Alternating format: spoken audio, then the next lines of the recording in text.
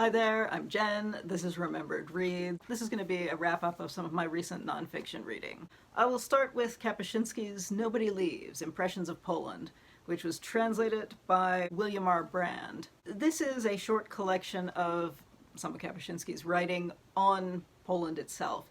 He was an international reporter and frequently the only international reporter allowed out of Poland for long stretches of time. And I found that I enjoyed this less than I usually enjoy his books, and I was trying to evaluate why that would be. And I think it's largely because reading this as a non-Polish person in a different century than he wrote this, I just don't have the context to hang what he's writing about on. So when he's writing about people in a village and their attitudes towards different things, and I can tell from the general context that he's talking about generational shifts and political shifts because he was writing this the late 50s and early 60s. And so you could think they're not that far out of the Second World War, they're not that deep into the communist government, and how that kind of culture shift is playing out in different places in cities versus in villages and so on. And while I can see hints of that, I just don't really have the kind of innate understanding that somebody reading this in the early 1960s in Poland would. So when he is talking what to my eye seems kind of snarky about some of these villagers, I just don't get whatever stealth commentary might be there, and which I'm sure would be there. Whereas when you read his international reporting, he is explaining Iran or Ethiopia or Latin America to his Polish audience of the time, so where they don't have the gap in time that we do reading this now, there's still the cultural gap, so he is still explaining the bigger context to people. And with this, because he's writing it for an audience who presumably do understand the context, there's no need to put that in there, and so reading it as an outsider in a different century, you feel that gap there. I guess just emphasizing this, my favorite essay in here was the one where he's talking from Ghana and talking to people who are asking him, well, where are you from? Where is Poland? Where are Poland's colonies? And explaining Poland doesn't have colonies. And so again, he's then giving his Polish context to these people in Ghana, and so that I thought was more engaging for me as a reader. Again, time and space, right? So I'm still glad I read it because I'm reading my way through his stuff, but it was not my favorite of the things I've read. Next up, I read Brothers of the Gun, a memoir by Marwan Hisham, and with illustrations by Molly Crabapple.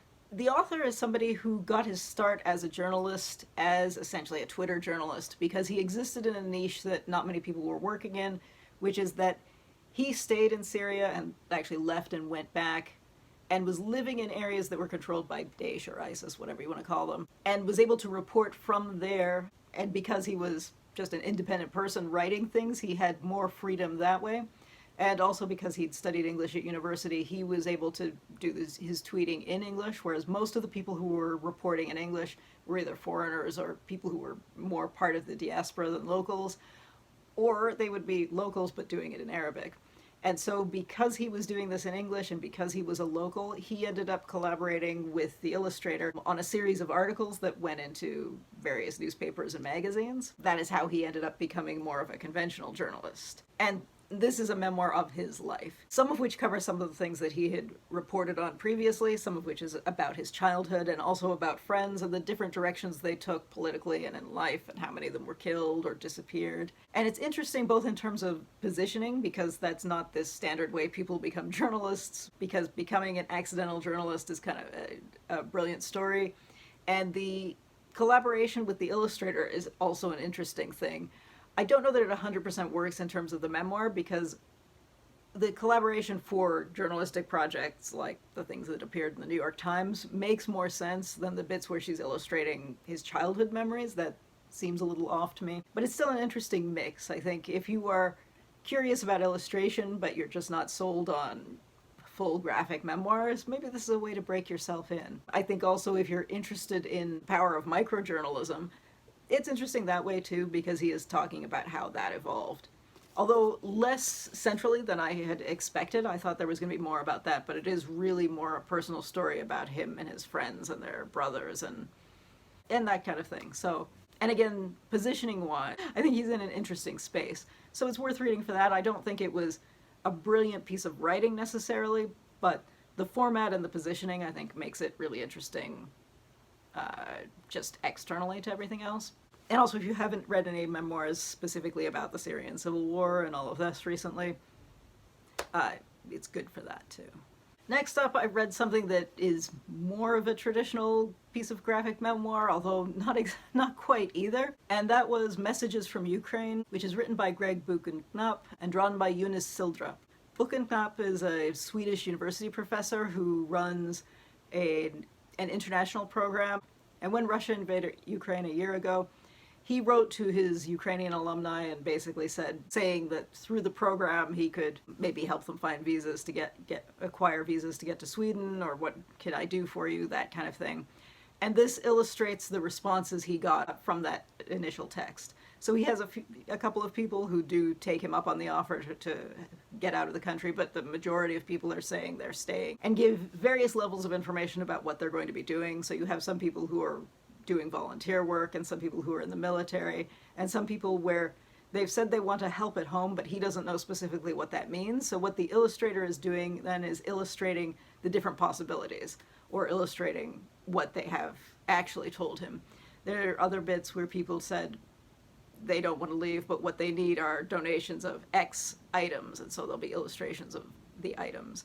Or people who will say they're in some third country and what they're trying to get to their family back home, and that gets illustrated. It's very immediate, but for the same reason, there isn't a lot of depth to it. It is capturing a very specific moment in time, and it is also the kind of thing where you think, I don't know if this is the ideal person to be telling those stories, but this is the person who has the, I guess, power to get it published, and so that's a question that's maybe worth asking. Again, some editions of this, the proceeds go to part of the proceeds go to charity, so there's some value to that kind of externally.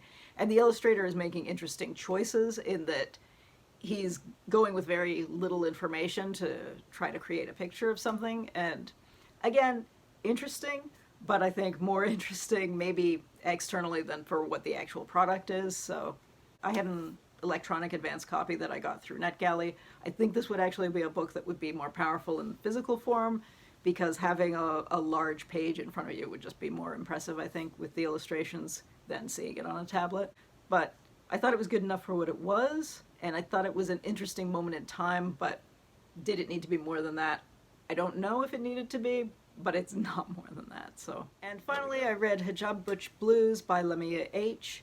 This is a memoir that the title suggests that it's going to have heavy intertextuality with Stone Butch Blues by Leslie Feinberg, but it does not. The name is kind of calling back to that, and I've seen interviews and the author has said that they want it to recall or kind of salute earlier generations of queer writing, and that's why the title is there, and also that she didn't want any veil puns, which, fair enough.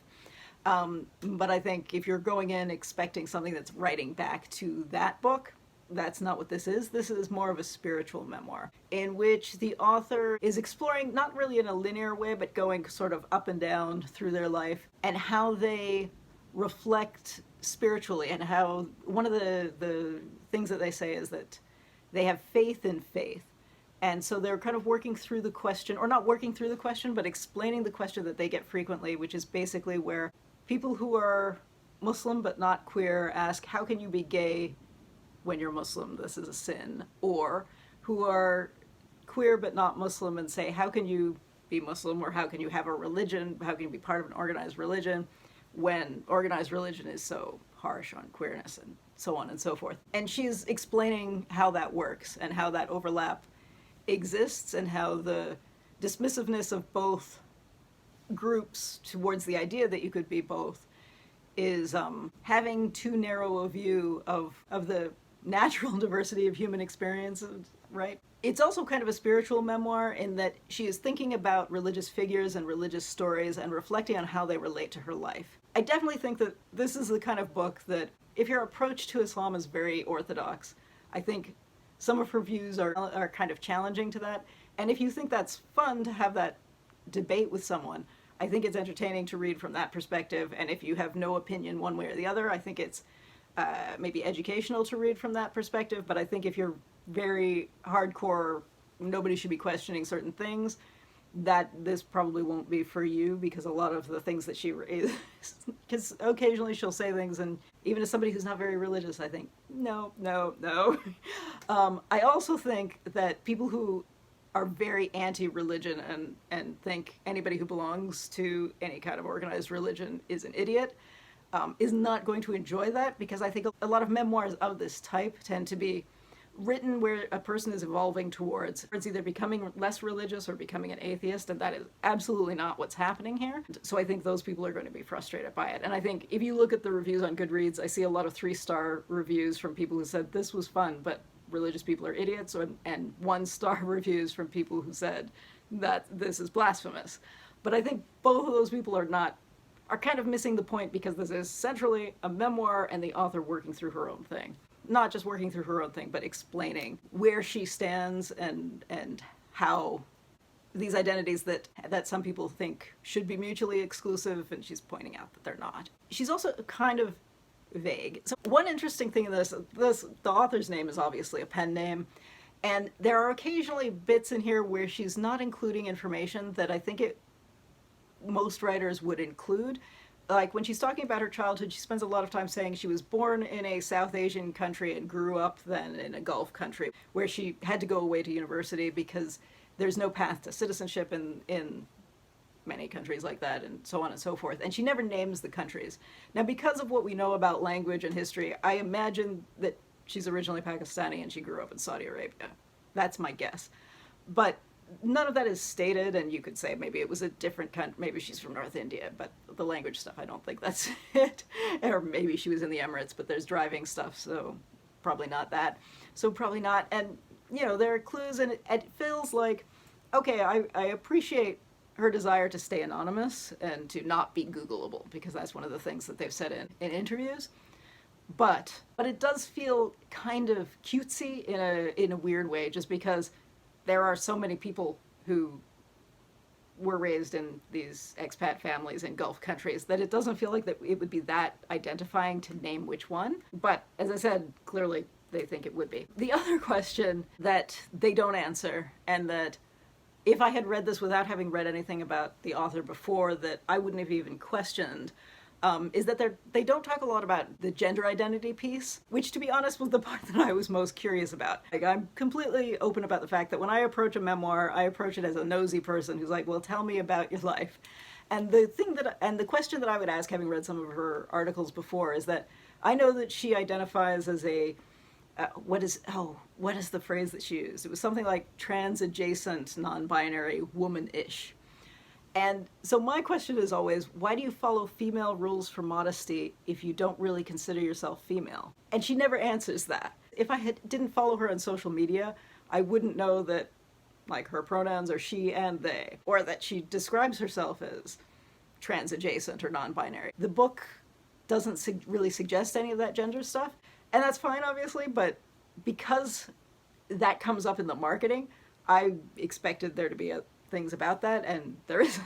So that's fine. But I just say that in case your nosiness was heading in that direction.